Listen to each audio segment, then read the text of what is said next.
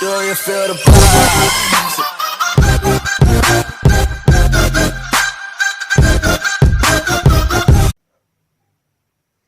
Bonjour à tous et à tous, c'est Turmax94 et aujourd'hui on se retrouve pour une vidéo de Pokémon.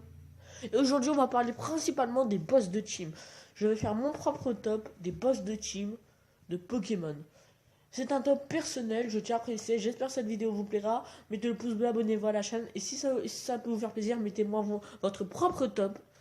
Et bah moi je vous dis bonne vidéo. On commence très fort avec cette vidéo par le dernier, Arthur. Dans le jeu Pokémon Saphir, Alpha, Ruby, Omega et Emerald, il y avait tout. 1 ou 2 maîtres de la ligue, un conseil 4 PT, des champions d'arène stylés, des Pokémon légendaires stylés, Primo Kyogre, Primo Groudon, Mega Rayquaza. Arthur est venu tout gâcher. Voilà, il est venu tout gâcher. Son plan débile de faire apparaître plus d'eau grâce au légendaire Kyogre. Bon, ça reste quand même un adversaire puissant avec son méga Sharpedo, mais bon, il méritait la dernière place. On passe à la 7ème place de ce classement avec Max. Ce dresseur vient aussi de Rosa, Ruby, Omega et Saphir, enfin Emerald, tout ça, les trois, bon, vous connaissez. Son but était le contraire de Max, il voulait réduire les océans et agrandir les terres. Avec la puissance de Primo Groudon et la gemme rouge. Son plan était pourri. Excusez-moi, agrandir les terres, il y a mieux. Il méritait cette 7ème place, mais franchement, agrandir les terres, c'est un tout petit peu mieux que d'agrandir les océans. Dans les océans, tu nages. Enfin, c'est mon avis, hein. C'est un top personnel. Bon, on passe à la 6ème place de ce classement. Pour la 6ème place de ce classement, on retrouve Giovanni. Non seulement d'être le boss de la Team Rocket, ce dresseur est aussi le champion d'arène de Jadiel, la dernière arène de Pokémon rouge, bleu, vert et jaune, si je dis pas de conneries. Avec son Persien, comme vous voyez, il est aussi un Mewtwo. Qu'on retrouve dans Ultra Soleil et Ultra Lune, l'épisode RR, avec la Team Rainbow Rocket. C'est le boss de ces trois guignols de Jessie, James et Meowth. C'est pas vraiment. En fait, il n'y a pas vraiment un plan pour dominer le monde, lui. Lui, c'est le racket, le truc de banque. Je trouve ça un peu mieux, mais il y a des plans aussi cheatés. Hein. C'est un méchant moyen. Après, c'est mon top. Hein. Et puis, franchement, un Persian, il n'y a pas meilleur Pokémon. On va passer avec Getis, le boss de la Team Plasma. En fait, ce boss, je ne peux pas vraiment le juger car j'ai jamais joué à Pokémon. Enfin, si, j'ai déjà joué à Pokémon Noir et Blanc 2, mais j'ai perdu le jeu en fait. Je me suis arrêté à la 5ème arène. Donc, je n'ai pas très bien compris le jeu en fait. Et j'ai jamais joué au tout premier. Donc, la Team Plasma, ça a une histoire, franchement, ça a l'air passionnant. Mais je comprends pas en fait. J'ai un petit peu compris le but. N, c'est le roi de la Team Plasma. En fait, j'ai pas compris. Ils veulent libérer Pokémon ou pas? Je comprends pas en fait. Il y a une histoire de Neo Team Plasma. Dites-moi dans les commentaires la Team Plasma, parce que moi je ne sais pas. Et Getis, je juge, là pour Getis, là je juge pas l'animé. Son plan était moyen. Enfin, bon, mais j'ai vu mieux. J'ai vu mieux. Bon. Il utilisait le puissant Reshiram pour tout carboniser. Voilà. J'aime bien, ça reste un plan badass. Hein. On retrouve à la 4ème place de ce classement, je crois que c'est la 4ème place, Lysandre, le boss de la Team Flare. C'est pas sa vraie apparence, hein, parce que si on voulait voir sa vraie apparence, on a les lunettes, le truc là, c'est plein bizarre, et les trois robots qui sont derrière. Voilà. Ce boss, c'est le boss de la Team Flare, voilà. Dans l'animé, il utilise les deux Zygarde, enfin... Il utilise Zygarde pour utiliser ses plantes et tout détruire. Il a ravagé une ville et à la fin il avait un monstre contrôlé par un tout petit marisson. Explique-moi le bordel. Bon, ok. Par contre, si vous avez jamais vu l'animé de XYZ, mais elle est super. Surtout la ligue avec les combats Alain Sacha et Liam Sacha, 2 combats à pas rater avec le Sacha Nobi. Si vous avez joué au jeu DS, je pense que vous y avez tout joué avec CY. Lisandre utilise dans X Xerneas et dans Y Yveltal. Il veut, il va sortir Yveltal de son cocon ou Xerneas de son arbre.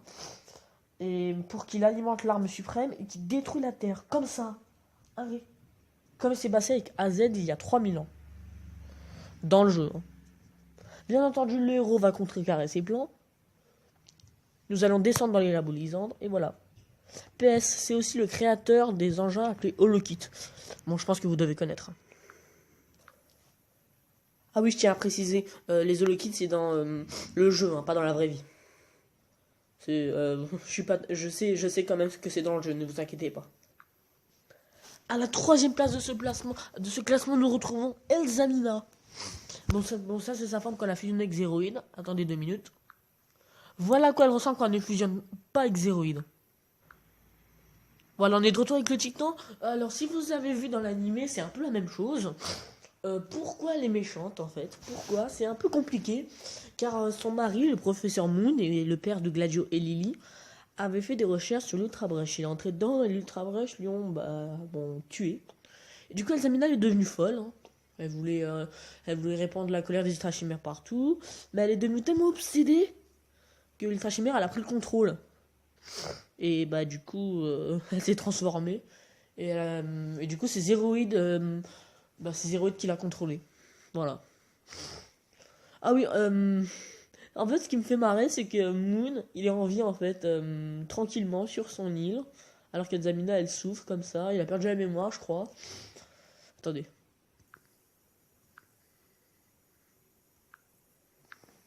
Voilà à quoi ressemble son mari. Alors lui, il est tranquille sur son île. Je vois que c'est un rapport avec les Pokéfèves.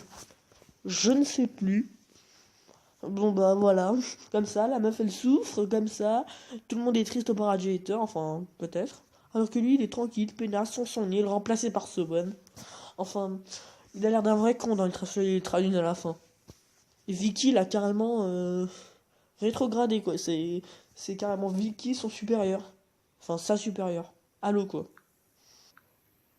En 2e place, nous retrouvons Elio, le terrible boss de la Team Galaxy qui avait l'intention de contrôler Dialga et Palkia grâce à la chaîne rouge. Je peux pas dire ce qui s'est passé avec Giratina, car je n'ai pas joué à Platine, mais j'ai joué un petit peu à Or et... enfin, Diamant et Perle, pardon. Attendez. On voit mieux Elio comme ça. Alors ce mec est sans pitié, il est cruel, il est prêt à tout pour créer son nouveau monde. Quand Dialga et Palkia vont ouvrir une brèche, il est prêt à tout pour créer son nouveau monde.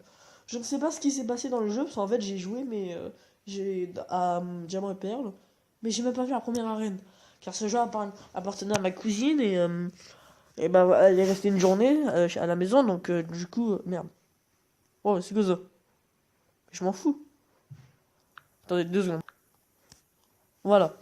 Donc du coup, je vous ai expliqué, ce jeu appartenait à ma cousine, donc du coup, j'ai pas pu y jouer, j'ai même pas fait la première arène, et du coup, je ne sais rien d'Elio.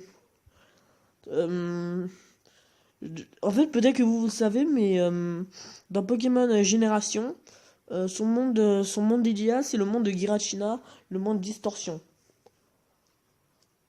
Pas besoin de vous dire qui est Giratina, c'est le Pokémon qui a été banni du monde des humains. Bon voilà, vous comprenez un peu le délire. Et à la première place, c'est évident, nous retrouvons Guzma, car il reste que lui. Alors pourquoi Guzma à la première place? Ce boss je pense que vous l'aurez compris, c'est le boss de la Team Skull. Il a un petit peu pour Elzamina. Quand je connaissais pas Moon, je croyais que c'était père de Gladio. Vraiment en plus, hein. En plus, il a un peu les cheveux blancs. Bon, c'est blanc, mais c'est pas grave. En plus, il est pire. Regardez-moi cette classe. Il a de la classe, hein, quand même, hein. En plus, j'adore comment Bling Bling, Sable de Mars et Guzma qui débarque, ça réplique. J'adore son look, ça montre en or, chaîne en or, tout ça. Voilà. Hein. Il est... ce boss de team est quand même... avec son samouraï, là, avec repli tactique. Bon, jamais galéré à le battre. Hein. Honnêtement, jamais galéré. Donc, ok, hein, voilà. Ah oui, on n'a jamais vu, si vous avez joué Ultra Soleil et Ultra Lune, vous savez que à la fin il deviendra, comme tous les boss, il deviendra, sauf Giovanni, enfin je sais pas, mais je pense il deviendra gentil. Voilà, Guzma deviendra gentil, comme Max, Arthur, pas Elio, hein, pas Elio, Getis, non, pas Getis, Lisandre, oui, Elzamina. Aucune idée, vu que là. Si, les Amina, c'est bon, c'est fini le truc de l'Ultra Ball. À la fin de l'Ultra Soleil et l'Ultra Lune, dans les deux jeux, il devient gentil. On le verra pas dans la quête des Ultra Chimères dans Pokémon Soleil et Lune, mais on le verra dans l'épisode RR de Ultra Soleil et Ultra Lune. Il va nous être d'une aide précieuse. Bon, bien sûr, c'est nous c'est nous le héros, donc c'est nous qui serons le truc principal, mais Guzman nous sera d'une aide précieuse. Voilà. Oui, et dans l'animé, on n'a jamais vu Guzman dans l'animé, hein. Enfin, moi, dans l'animé j'ai vu qu'à l'épisode 59, je n'ai pas le souvenir d'avoir vu Guzman, hein. Tout ce que j'ai vu dans la Team Skull, c'était les trois Skulls. Bon, la Team Skull, là, c'est avec la fille. Bon, j'ai vu 3 sbires de la Team Skull. Ça me fait penser un peu à la Team Rocket, qui sont pourris et qui vont n'importe où. Bon, j'espère que cette vidéo vous aura plu. Si c'est le cas, mets un pouce bleu, abonne-toi à la chaîne. N'hésite pas dans tous les boss qu'on vient de dire. Alors, je vais pas dans l'ordre, mais de génération, je vais vous les dire. Giovanni, Max, Arthur, Elio, Getis, Lisandre, Elzamina, Guzman, il y en a 8. Si ça te fait plaisir, mets-moi si tu veux, hein, mets-moi dans les commentaires ton propre classement, hein. Et ben moi je vous dis à la prochaine et salut tout le monde. Mets ta tête au sol.